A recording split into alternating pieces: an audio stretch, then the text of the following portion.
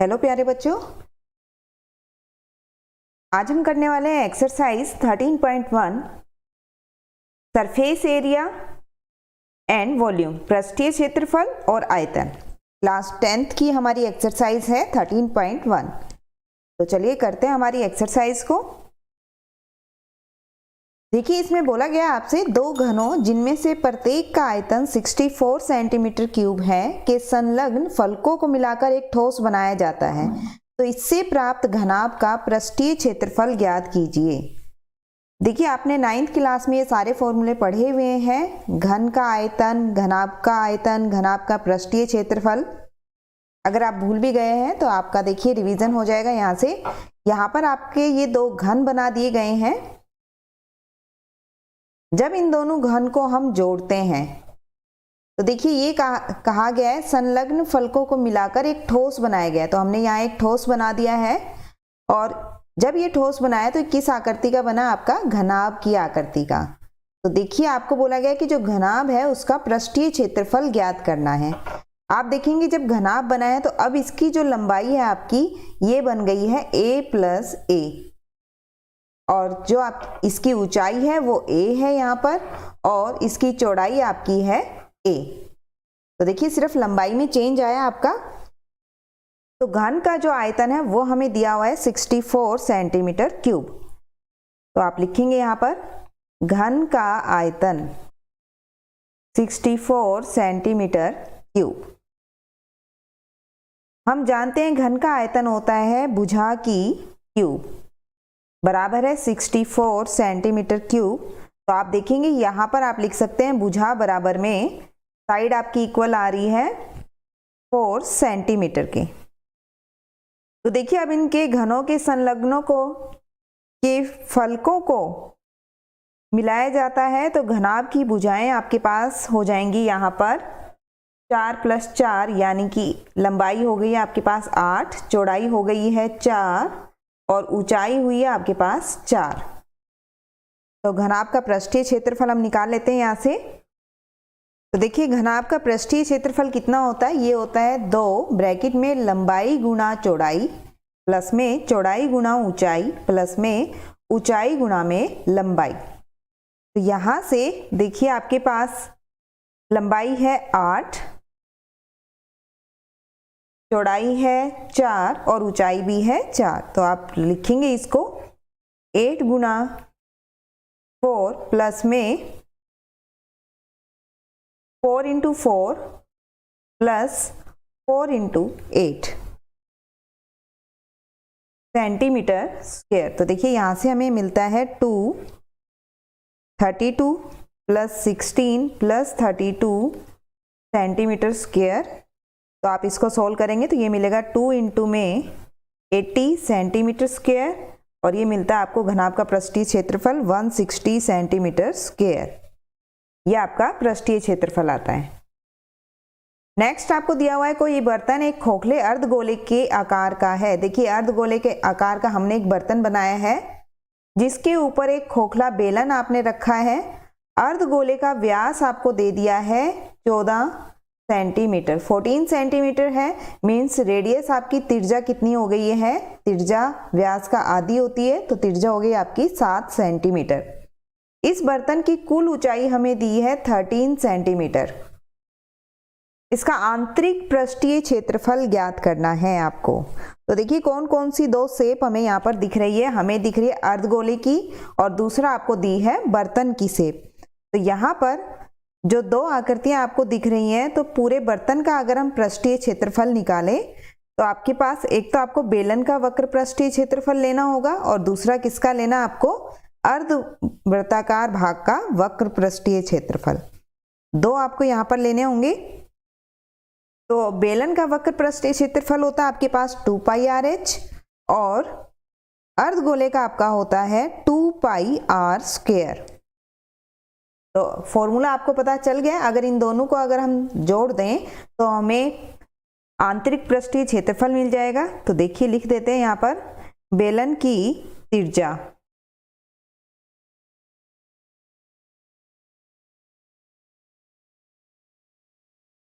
ये आती है आपके पास 7 सेंटीमीटर।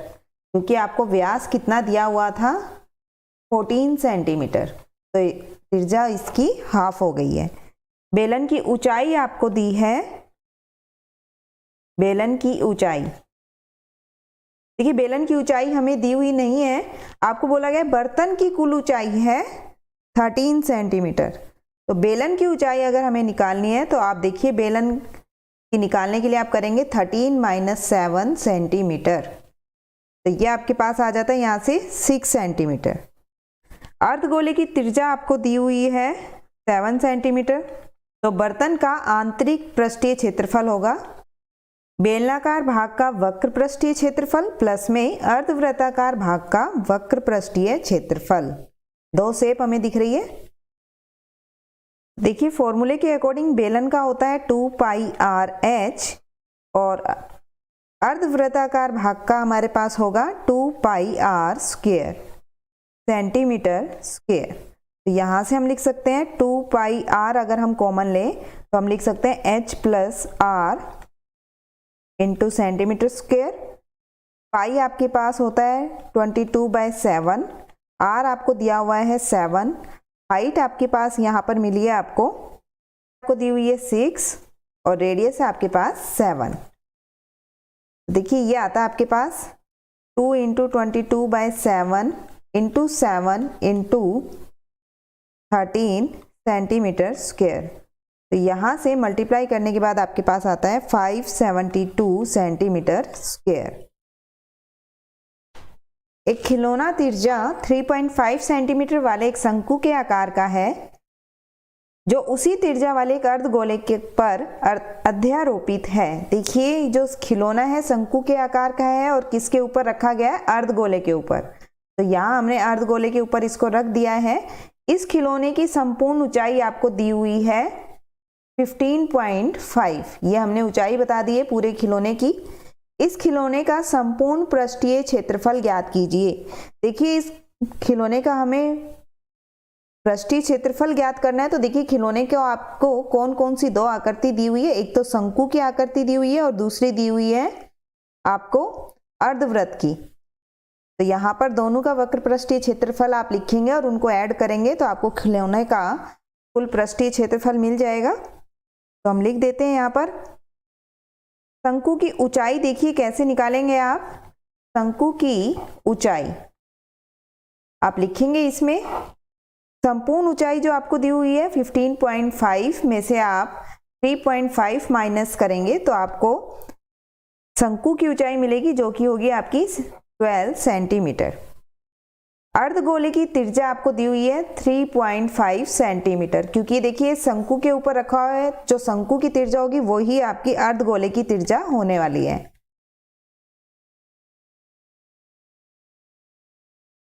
शंकु की तिर्यक ऊंचाई जिसको आप L मानते हैं, इसका फॉर्मूला आपको पता है, ये होता है √h² प्लस में r²।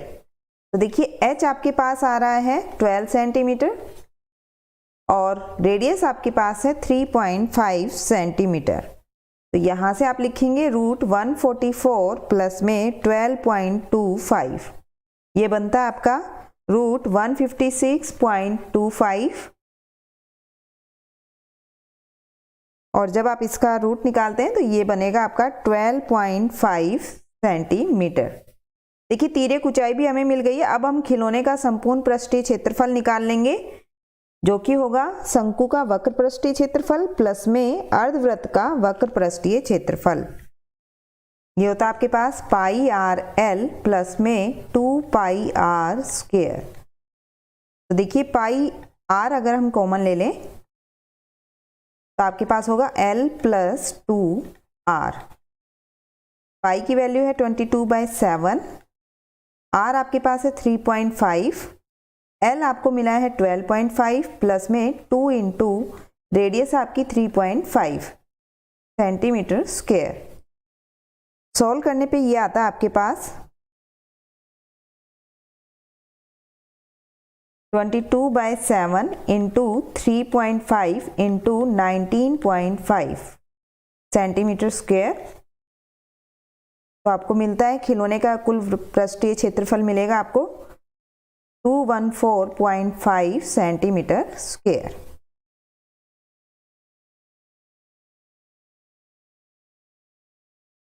नेक्स्ट है भुजा 4 सेंटीमीटर वाले एक घनाकार ब्लॉक के ऊपर एक अर्धगोला रखा गया। देखिए घन के आकार का ये ब्लॉक है और इसके ऊपर क्या रखा गया, अर्धगोला रखा गया। ये हमने इसके ऊपर अर्धगोला रख दिया है। अर्धगोले का अधिकतम व्यास क्या हो सकता है, अर्धगोले का अधिकतम व्यास बताना आपको, इसमें पहला सवाल। दूसरा पूछा गया इसमें इस प्रकार बने ठोस का पृष्ठीय क्षेत्रफल ज्ञात कीजिए। अब ये जो ठोस बना है इसका वक्र पृष्ठीय क्षेत्रफल निकालना है।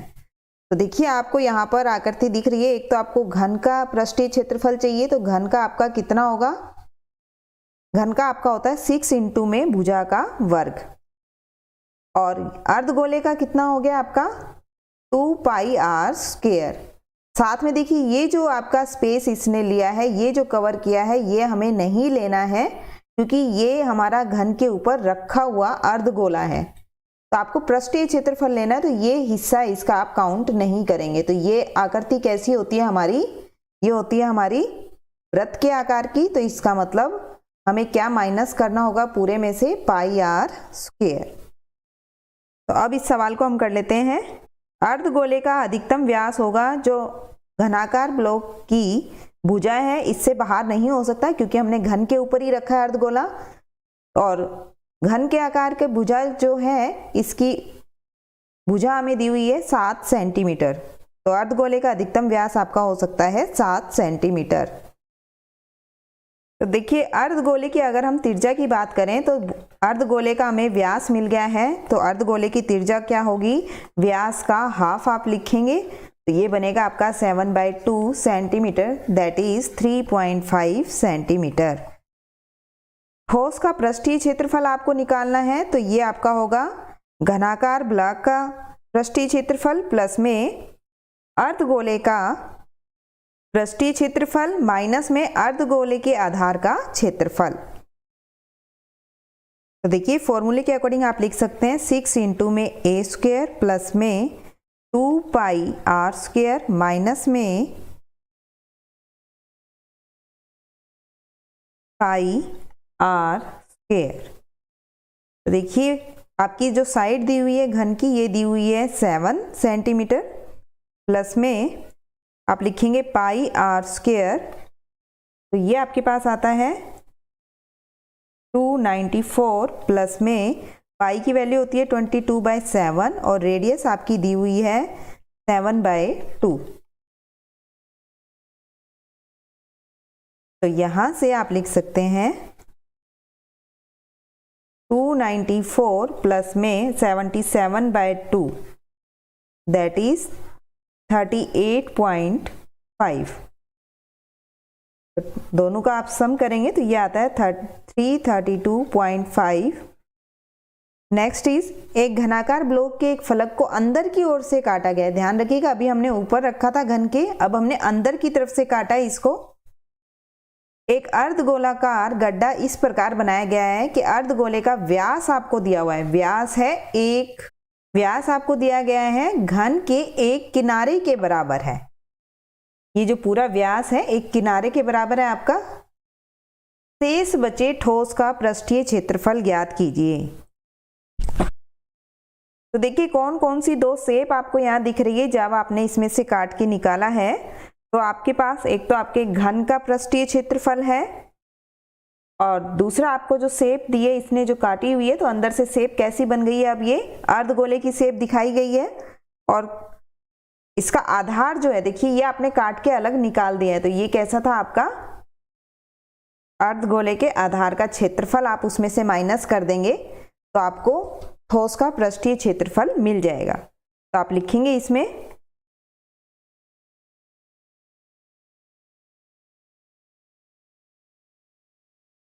अर्धगोले का अधिकतम व्यास आपका हो सकता है घनाकार ब्लॉक की भुजा के बराबर। तो भुजा हमें दी हुई नहीं है तो हम उसको a मान लेते हैं। तो देखिए अर्धगोले का त्रिज्या बनेगी आपकी व्यास की आधी, तो इसका मतलब आप लिखेंगे a/2।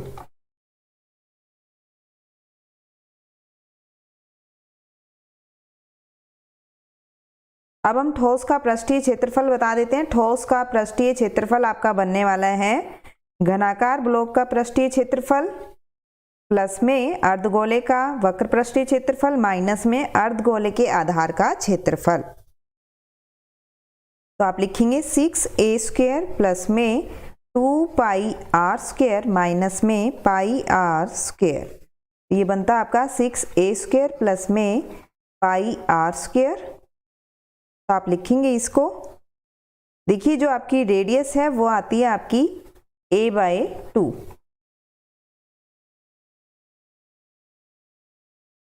तो ये हमारे पास आता है 6 प्लस में π/4 इंटू में a²।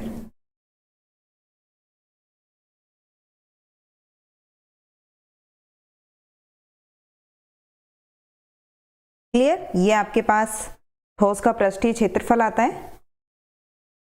नेक्स्ट है दवा का एक कैप्सूल बेलन के आकार का है जिसके दोनों सिरों पर एक अर्धगोला लगा हुआ है। पूरे कैप्सूल की लंबाई आपको दी है 14 मिलीमीटर। इसका व्यास आपको दिया है 5 मिलीमीटर। आपको जैसा कि आकृति में हमने दिखाया है इसका पृष्ठीय क्षेत्रफल आपको ज्ञात करना है। तो देखिए पृष्ठीय क्षेत्रफल जो बाहरी आपका आउटर एरिया होता है ये बोला जाता है। तो आपको कौन कौन सा दिख रहा है इसमें? आपको ये बोला गया, एक तो बेलन का आपको दिखाया गया है, बेलन का आकार बोला गया है, और दोनों सिरों पर कौन सा है आपका अर्धगोले का, यानी कि आपको 2 अर्धगोले का पृष्ठीय क्षेत्रफल लेना है और एक आपको लेना है बेलन का। तो आपको आपका पृष्ठीय क्षेत्रफल मिल जाएगा। तो देखिए लिख लेते हैं हम यहाँ पर। बेलन की त्रिज्या आपको दी हुई है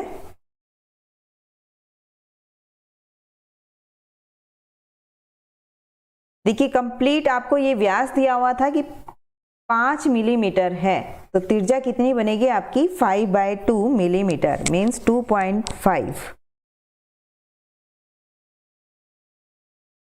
बेलनाकार भाग की लंबाई देखिए दोनों तरफ हमारे पास अर्धगोला दिया हुआ है और अर्धगोले की त्रिज्या हमें दिया है 2.5। तो देखिए दोनों तरफ अगर हम 2.5 माइनस करेंगे तो हमें बेलन की हाइट का पता चलेगा कितनी है। तो आप लिखेंगे बेलनाकार भाग की लंबाई 14 माइनस में 2.5 प्लस 2.5, ये आप ब्रैकेट में लिखेंगे। तो देखिए 14 माइनस 5 मीन्स आपके पास आ जाता है 9 मिलीमीटर।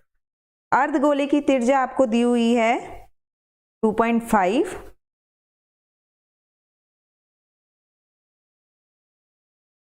व्यास दिया था तो हमने त्रिज्या निकाल ली थी। इसकी त्रिज्या होगी आपकी 2.5 मिलीमीटर। अब कैप्सूल का पृष्ठीय क्षेत्रफल आपको निकालना है।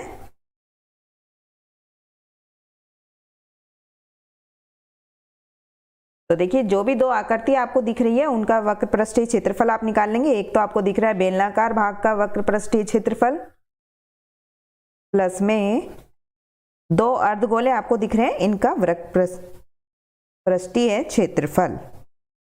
तो देखिए फॉर्मूले के अकॉर्डिंग आप लिख सकते हैं 2πrh प्लस में 2 इंटू में 2πr²। देखिए दोनों तरफ 2 अर्धगोले हैं इसलिए हमने 2 से मल्टीप्लाई कर दिया है। तो ये आपके पास बना है 2πrh प्लस में 4πr²। इसको आप लिखेंगे।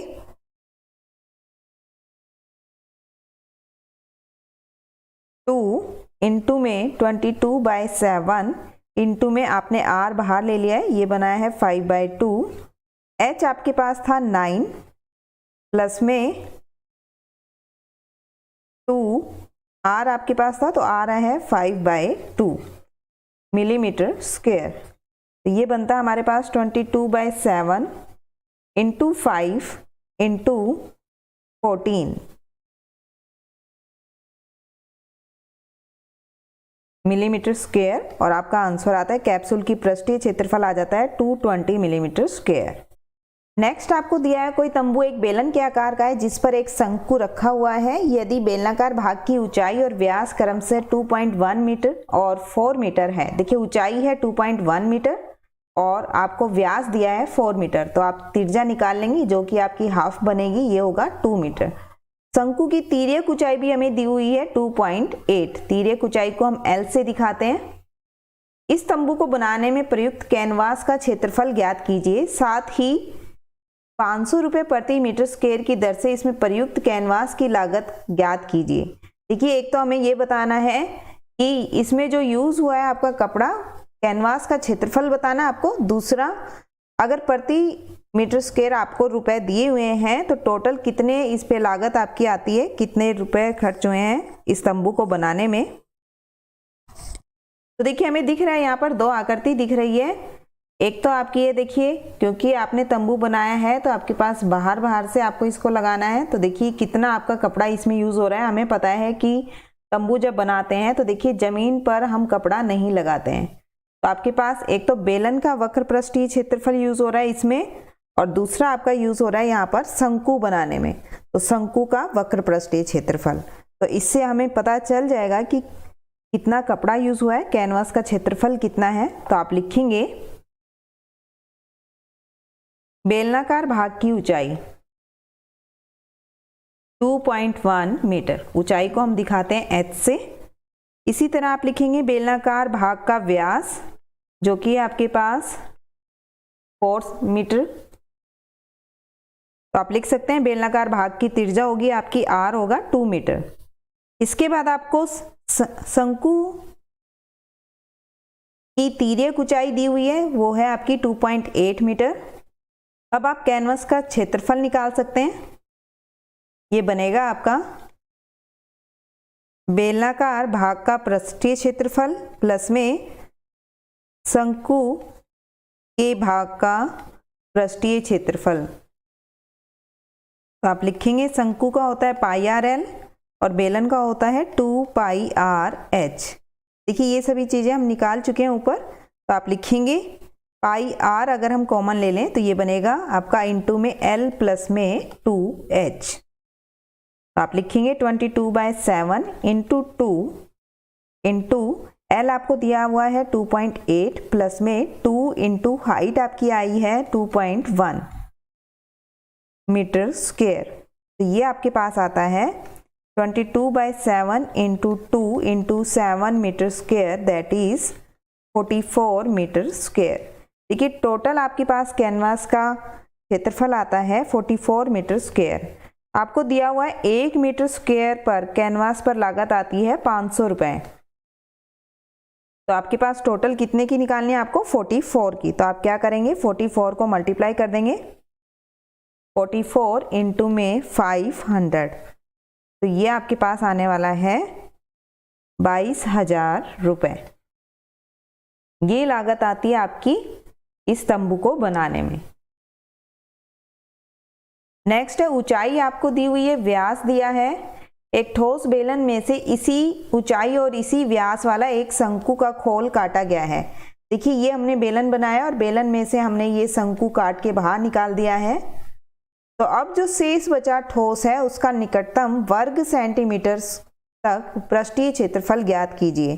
देखिए कौन सी आकृति इसमें से निकाली है हमने, शंकु की आकृति बाहर निकाल दी है। तो देखिए ये जो दोनों हमारी बेलन का वक्र पृष्ठीय क्षेत्रफल है ये ऐसे का ऐसा रह गया है। तो एक तो ये क्षेत्रफल हमें लिखना है प्लस में, अब देखिए अंदर की जो आकृति है वो देखिए कैसी हमारी बची हुई है, शंकु के आकार की। तो एक हमें शंकु का इसमें लिखना है, शंकु का वक्र पृष्ठीय क्षेत्रफल प्लस में इसका जो वृत्त का आधार था, देखिए बेलन में जो वृत्तीय आधार था उसका क्षेत्रफल, ये आपका बचा हुआ है। ये आपने काट के बाहर निकाल दिया इसका।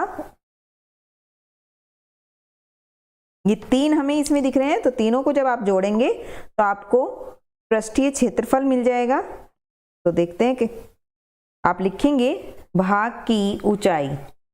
देखिए शंक्वाकार भाग की ऊंचाई आपकी होगी बेलन की ऊंचाई के बराबर। तो आप लिखेंगे, आपको दिया हुआ था दोनों की ऊंचाई सेम है, तो ऊंचाई आपको दी हुई है 2.4 सेंटीमीटर। इसी तरह आप लिखेंगे बेलनाकार का व्यास, बेलनाकार का व्यास आपको दिया है 1.4 सेंटीमीटर। तो आप इसकी त्रिज्या निकाल सकते हैं। बेलनाकार भाग की त्रिज्या आपके पास होगी, त्रिज्या आप R से दिखाते हैं, तो आप लिखेंगे 1.4/2 दैट इज 0.7 सेंटीमीटर। शंक्वाकार भाग की तिर्यक ऊंचाई आप लिखेंगे, L से दिखाते हैं हम तिर्यक ऊंचाई को, और फॉर्मूला होता है आपका रूट h स्क्वायर प्लस में r स्क्वायर, मीन्स ऊंचाई का वर्ग प्लस में तिर्य्या का वर्ग। ऊंचाई और तिर्य्या दोनों आपके पास है। ऊंचाई है आपके पास 2.4 और तिर्य्या है 0.7। सॉल्व करने पे ये आपको मिलता है 0.49 प्लस में 5.76 रूट 6.25, तो इसको आप लिखेंगे 2.5। तो देखिए शेष बचे ठोस का पृष्ठीय क्षेत्रफल कितना आता है, बेलनाकार भाग का पृष्ठीय क्षेत्रफल प्लस में शंक्वाकार भाग का पृष्ठीय क्षेत्रफल प्लस में बेलनाकार भाग के आधार का क्षेत्रफल। फॉर्मूले के अकॉर्डिंग हमारे पास होता है 2 पाई आर एच बेलन का वक्र पृष्ठीय क्षेत्रफल प्लस में शंकु का होता है आपका पाई आर एल प्लस में आधार है वो हमारा वृत्त के शेप का है, तो इसका हो गया हमारा पाई आर स्क्वायर। तो आप इसको लिख सकते हैं, पाई आर आपने कॉमन लिया तो ये बनेगा आपका इंटू में 2h प्लस में l प्लस में r। अब इनकी वैल्यूज को आप यहाँ रखिए, 22/7 इंटू में 7.7 इंटू में 2 इंटू 2.4 प्लस में 2.5 प्लस में 0.7 सेंटीमीटर स्क्वायर। तो ये हमें मिलता है यहाँ से 22 इंटू में 0.1 इंटू 4.8 प्लस में 2.5 प्लस में 0.7 सेंटीमीटर स्क्वायर। तो आप इसको लिख सकते हैं 17.60 सेंटीमीटर स्क्वायर। क्लियर, मल्टीप्लाई करना आप सभी को आते हैं। नेक्स्ट आपके पास लकड़ी के एक ठोस बेलन के प्रत्येक सिरे पर एक अर्धगोला खोदकर निकालते हुए एक वस्तु बनाई गई है। जैसा कि आपको आकृति में दिखाई है कि बेलन में से देखिए आपने कैसी आकृति निकाल दी है, अर्धगोले की 2 आकृतियां निकाल दी हैं आपने। ध्यान रखिएगा, 2 आकृतियां निकाली हैं आपने। यदि बेलन की ऊंचाई 10 सेंटीमीटर है, यहाँ हमने बेलन की ऊंचाई दे दी है 10 सेंटीमीटर, आधार की तिर्य्या आपको दी हुई है 3.5 सेंटीमीटर। देखिए तिर्य्या की बात कर रहे हैं हम, तो हाफ है ये। अगर कंप्लीट की आप बात करेंगे तो कंप्लीट आपका बनेगा 7 सेंटीमीटर। क्लियर, यहाँ पर लिखा हुआ है आपकी तिर्य्या है 3.5। वस्तु का संपूर्ण पृष्ठीय क्षेत्रफल ज्ञात कीजिए। देखिए यहाँ पर हमें दिख रहा है, एक तो हमें वक्र पृष्ठीय क्षेत्रफल दिख रहा है बेलन का, और दूसरा कौन सी शेप मिली है हमें काटने के बाद। देखिए ये 2 अर्धगोले हमें मिल गए हैं, अर्धगोले का वक्र पृष्ठीय क्षेत्रफल। क्योंकि जब आपने काट के निकाला तो देखिए ये जो आकृति थी इसके अंदर से ये 2 अर्धगोले की शेप हमें और मिल जाती है, तो ये भी हमें जोड़नी पड़ेगी। तो आपका ये बनेगा अर्धगोलाकार भाग का तिर्य्या आप लिखेंगे, क्योंकि देखिए अर्धगोले जो है आपके बेलन के अंदर से काट के निकाले गए हैं, तो बेलनाकार भाग की जो तिर्य्या है वही अर्धगोले की तिर्य्या मिलने वाली है। तिर्य्या को आप r से दिखाते हैं और तिर्य्या हमें दी हुई है 3.5 सेंटीमीटर। बेलनाकार भाग की ऊंचाई अगर हम देखें तो ये आपको दी हुई है 10 सेंटीमीटर। इसको हम h से लिखते हैं 10 सेंटीमीटर।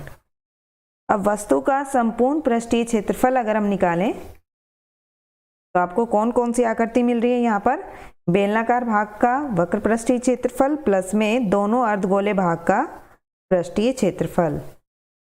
फॉर्मूले के अकॉर्डिंग ये हमारे पास होता है 2 पाई आर एच प्लस में 2 अर्धवृत्त का हमारे पास होता है 2 पाई आर स्क्वायर। 2 पाई आर अगर हम कॉमन लें तो ये बनेगा इंटू में h प्लस में 2r। तो देखिए आपके पास पाई है 22/7, रेडियस आपकी आई है 3.5, h आपके पास है 10।